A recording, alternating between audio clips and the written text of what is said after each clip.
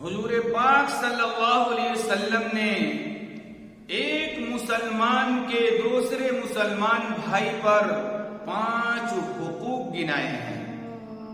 پہلا، سلام کا جواب دینا، دوسرا مریض کی عیادت کرنا، تیسرا جنازہ میں شرکت کرنا، چوتھا دعوت قبول کرنا، پانچواں چھینکنے والے کے الحمدللہ کہنے پر یرحمک اللہ کہنا۔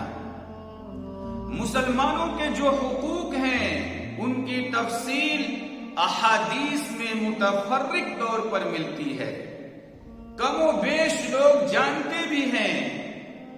اس کے باوجود ہم دیکھتے ہیں کہ جب ہمارا کوئی حقیقی بھائی ضرورت مند ہو تو اس کا تعاون کرتے ہیں، محروم ہو تو اس کا حق دلانے کی کوشش کرتے ہیں، مظلوم ہو تو اس کی تعاون کے لیے آگے بڑھتے ہیں۔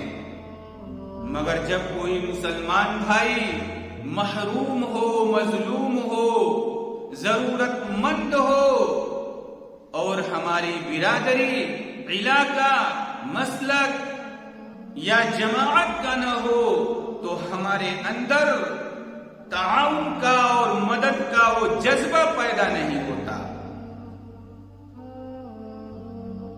یہ اسلامی اخوت اور ایمان کی شان کے خلاف ہے۔ صحابہ کرام رضوان اللہ علیہ مجمعین کو دیکھیے اور ان کی اخوت اور محبت کی مثالوں سے سبق لیجیے۔ حضرت عمر فاروق رضی اللہ تعالی عنہ کی خلافت کا زمانہ ہے۔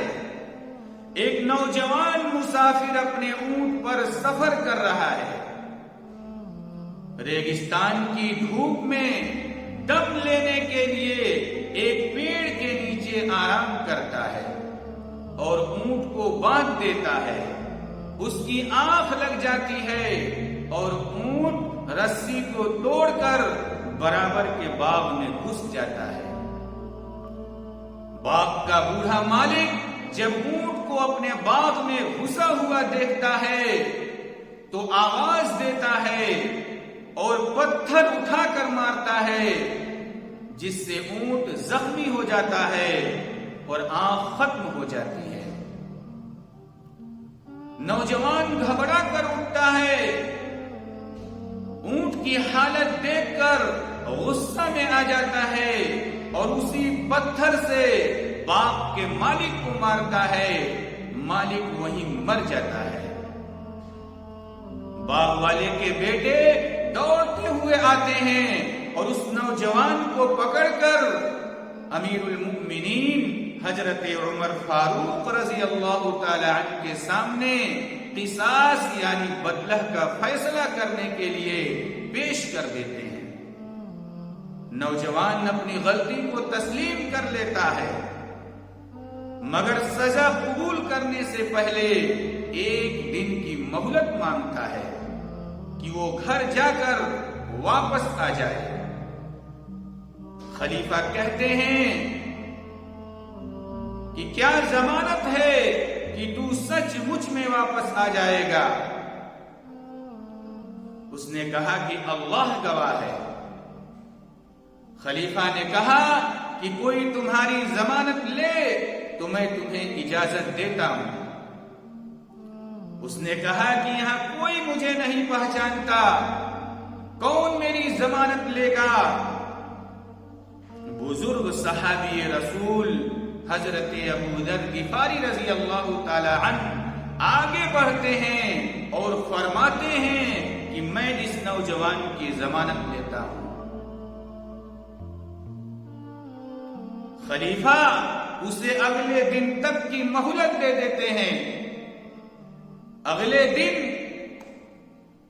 دیر لگی، کافی وقت گزر گیا، وہ نوجوان نہیں آیا۔ لوگوں نے یہ خیال کیا کہ شاید وہ نوجوان نہیں آئے گا۔ کافی دیر بعد ہانپتا کانپتا نوجوان آیا اور دیر سے آنے کی معذرت کر کے کہنے لگا، دراصل میرے والد نے مرتے وقت ایک مال چھوڑا تھا جسے میرے سوا کوئی نہیں جانتا۔ میرا ایک بھائی ہے، اگر میں اسے بتائے بغیر قصاص میں مارا جاتا تو اللہ کے پاس اپنے بھائی کا حق دبانے کا مجرم ہوتا۔ اب میں حاضر ہوں، اب میں اپنی غلطی کی سزا پانے کے لیے تیار ہوں۔ پھر وہ حضرت ابو ذر غفاری رضی اللہ تعالی عنہ سے مخاطب ہو کر کہنے لگا کہ حضور، آپ مجھے پہچانتے نہیں تھے، پھر بھی آپ نے میری ضمانت لی، میں آپ کا بڑا احسان مند ہوں۔ صحابی رسول نے فرمایا کہ میں نے تمہاری ضمانت کس لیے لی کہ کہیں کل قیامت کے دن میرے حبیب حضرت محمد صلی اللہ علیہ وسلم یہ نہ سوال فرمائیں کہ میری امت کا ایک شخص ضمانت کے لیے تمہاری طرف دیکھ رہا تھا، لیکن تم نے میری امتی کا اس لیے ضمانت نہیں لیا کہ وہ ایک اجنبی شخص تھا۔